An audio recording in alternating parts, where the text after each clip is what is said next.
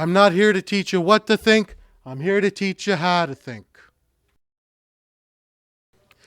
Guys, it's time in the seminar now for my absolute specialty, my own original material, the emotional needs. When I first got into the study of game, the study of seduction, trying to get my handle on the idea of relationships, I have a really hard time trying to memorize a ton of rules. And then there's the exception to the rule and have to figure out how to make this work with a woman. But then, in these cases, that's not going to work. I went looking for an underlying theory, an underlying method, something that I could say, okay, what's the blanket rule that I could apply every single situation, every single section of relationships, something that would make me understand relationships all the way through. And now in order to do this, I not only examined the relationships that I had gone through in my life and what happened, I examined other people's relationships. And I made a distinction between what a person said worked in their relationships and what actually happened in the relationships. I studied relationships that worked long-term, relationships that only lasted a weekend, and I really had the premise that the very same thing that would make a girl have a one-night stand with one guy and make another guy wait 3 months and not even go out with a third guy was all based on the same premise. That's the theory I went through when I was trying to piece together my game. And I came up with the emotional needs theories. There's a reason I call them theories. It's because I don't know if they're facts. What I do know is they work for me. And so far, they have continued to work for my students. Everything from helping them find wives and get married to having adult male virgins finally start having sex and getting their first girlfriends. My work has been successful so far. But until I know for a fact and still they do more studies based on my work, I'm still calling them my theories. So here's theory number 1. We're going to look at the emotional needs of women. Theory number 1. A woman can only play one of 2 roles in any man's life. It's called the mother versus lover theory. At any one time, any woman in your life is either playing a role of your mother or your lover. The same woman cannot hold both roles for any long-term period of time without developing some element of resentment and loss of attraction for you. Here's what I think is happening in long-term relationships that end badly. The woman starts off feeling like the man's lover, and over the course of that relationship, she is recategorized as the man's mother. So look at relationships where the man and woman get together and everything is great and they're so much in love and they're willing to work it out and they get married and they live together, they have a family, and 7 years into it, something's wrong. And they don't have any of the major problems which normally destroy relationships like drug addictions and alcohol and abuse or even affairs. But they've lost the love that was there. Now, I was never willing to believe that stuff like that just happens and you can't control it. Oh, fuck that. I know I cannot control another person, but I certainly have the power to influence my environment to some degree.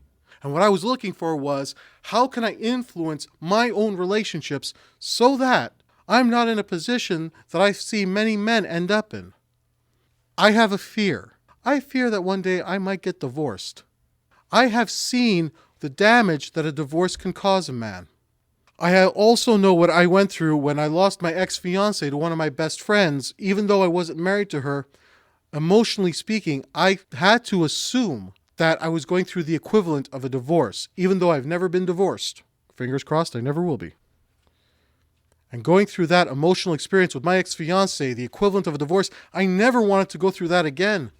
I can't even imagine what some guys who maybe are married for 12, 14 years going through that divorce are going through.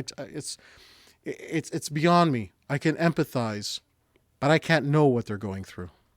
So I came up with my mother versus lover theory. When does a woman start feeling the need to become a person who goes out and has an affair? Usually it's because that in the relationship she's in, she's starting to feel more like a mother. And taking on that motherly role towards the man in her life is causing her to lose attraction for him. Biologically speaking, it is my belief that a woman is not programmed to be attracted to her own male offspring. And if she is mothering a man based on that biological boundary, she is not permitted to continue to have feelings of affection and attraction. So if you've got a girlfriend and you're wondering why things are starting to wane in your relationship, check this out. Find out if she's starting to feel like your mother instead of your lover. Is she doing things for you that your mother would do? Is she doing things for you that you could do for yourself? That's the criteria I have. The minute she's doing something for you that you could be doing for yourself, that you have the capacity to do for yourself, she's starting to enter the motherly role. That's the emotional need of a woman, in the sense that when she tests you, for those of you who know my book, Everything Out of Her Mouth is a Test, it's the mother-lover theory. How does a woman know whether or not she's going to be your mother or if she gets to be your lover? She will test you. Now, is everything out of her mouth a test? No, not everything. Some of the tests are conscious. Okay, some of the tests are she's thinking, I don't know about this guy, so she will actively test you. Most things that she's testing you on are not conscious. She's not thinking about it. It's subconscious. It's inner communication. Does everybody get that? She's constantly testing you, not because she doesn't think you're high value. And remember, guys, and this is something very important for all of those guys out there who are really frustrated with women or angry with women, thinking, why does she keep testing me? Haven't I proven myself to her enough? She's not testing you consciously. She is thriving on instinct, the source of all tests. She's not trying to see consciously if you're a good enough man. The source of all tests comes from mothering instincts. Why will a woman test you? Because her mothering instincts are stronger than her sexual instincts. Her instinct to mother is stronger than her instinct to just have sex. franktalks.com